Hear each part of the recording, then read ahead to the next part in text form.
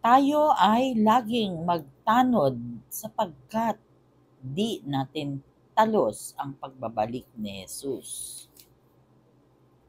Or stay awake and be ready, for you do not know on what day your Lord will come.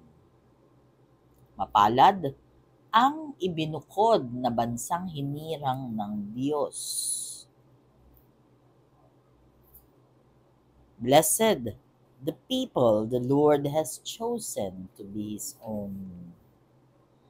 Ang binigyan ng maraming bagay ay hahanapan ng maraming bagay, at ang pinagkatiwalaan ng maraming bagay ay pananagutin sa lalong maraming bagay.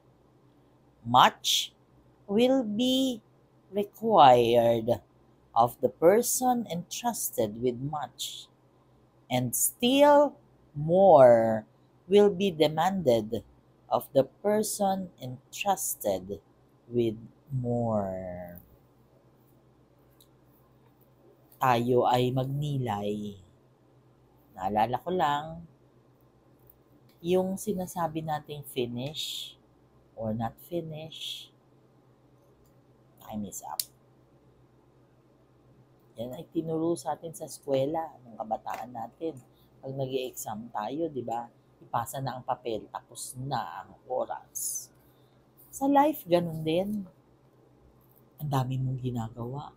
Dami nating ginagawa. Ang dami nating concerns. Pero kapag ka-time na natin at tatawagin na tayo ni Lord, we are not aware kung kailan ito, di ba?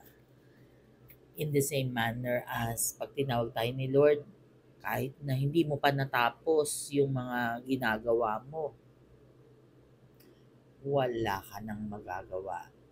When that is your time, that is your time. Isang patotoo dito, yung nangyari kay Tita Jane Messina, ang aming ministry, head ng Growth Ministry. Sa pagninilay sa Ebanghelyo sa araw na ito, what a timing. Dahil hindi madali yung pinagdadaanan ng Growth Ministry dahil sa biglaang paglisan ni Tita Jane. Although isang araw, nagkaroon pa ng isang buong araw o 2 araw, Thursday evening siya inatake. Tapos Friday evening, isang araw lang mahigit. Talagang tinawag na talaga siya. Talagang mission accomplished na talaga siya sa mundong ibabaw. Ang hindi lang maganda is hindi naman prepared yung mga tao na bigla siyang nawala. Kaya ang daming umiiyak, ang daming nagulat, ang daming nasaktan. Lahat kami nasaktan sa bigla niyang paglisan. Naalala ko pa, just few days ago, nagbo-bowling pa doon sa Makati na sobrang saya. Who would have thought? Kami nga, nag-meeting pa kami online. Kaya pagkagising ko ng umaga na sinabi ni Tito Fer na pag-pray mo naman po tita si Tita Jane, ng asawa ko, hindi maganda ang lagay niya. So akala ko it is just fever or whatever. Hindi ko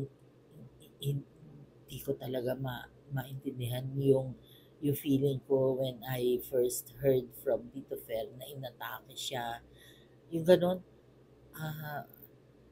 mag-isa lang ako noon, wala si Tito Jun. So para akong binuhusan ng tubig na malamig. And lalong-lalo na nung tinawagan, nag-usap kami ni Tito Fer at sinabi niya nga na yun ang sabi ng doktor na merong pumutok na ugat sa ulo, yung ganun. Kinilabutan ako, gininaw, hindi ko maintindihan, I cannot explain the feeling, pero talagang ganun yung buhay. And so what I told him is, prepare yourself. Kasi we really do not know when He will call us back to Him. Ito ay isang patotoo na ang talagang destinasyon natin ay hindi naman dito sa earth. Maswerte ka, mapalad ka kung binigyan ka pa ng mahabang buhay, long life, pero it doesn't matter kung mahaba o maiksi ang buhay mo. Kasi what matters most is how you live your life. Katulad ni Tita Jane, siya ay naglilingkod. Kasi masaya siyang naglilingkod eh, kahit na biglang may problema, may aberya, makikita mo yan, nakasmile lang. And so, being the servant of the Lord, isang napakagandang way kung paano ka aalis sa mundo. Kasi alam mo na you've given your all. Although masakit, lalo na sa kanilang nag-iisang anak na parang hindi pa talaga matanggap. Hindi naman talaga madali. Pero isang bagay ang dapat nating isa puso at isa isip na talaga naman ang destination natin doon sa langit. Hindi naman dito. We are just temporary here. And ang permanente is doon kasama ng Panginoon Diyos.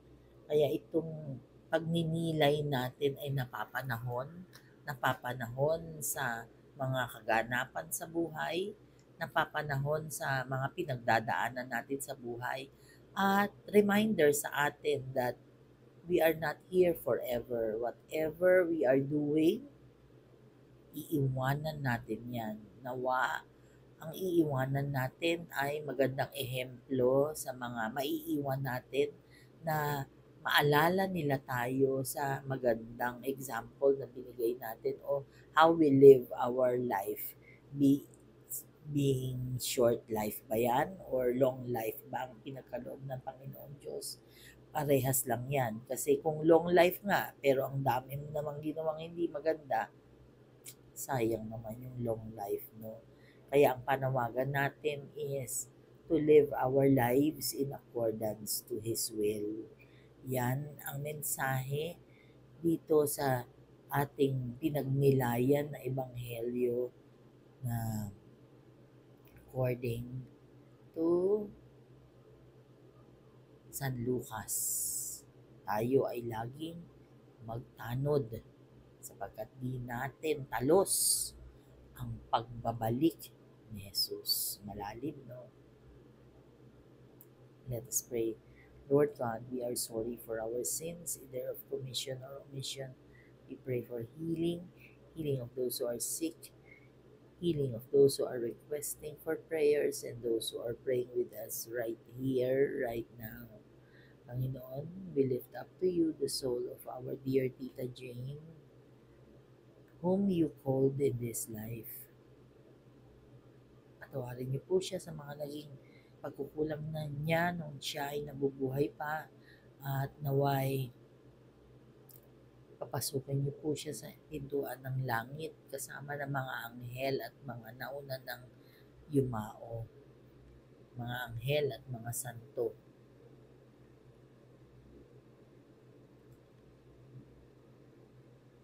Lord God, we ask that you bless us every day of our lives so that we will be living in accordance with your will. Help us to be your servants here on earth.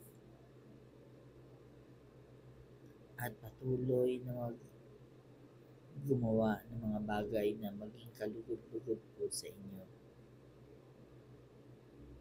Stay with us, for without you we are nothing. All this we pray in your mighty name, through the intercession of our blessed Mama Mary. Amen. Eternal rest grant unto Tita Jane Messina, O Lord, and let perpetual light shine upon her. May she rest in peace. Amen. In the Father, the Son, and the Holy Spirit. Amen. God bless.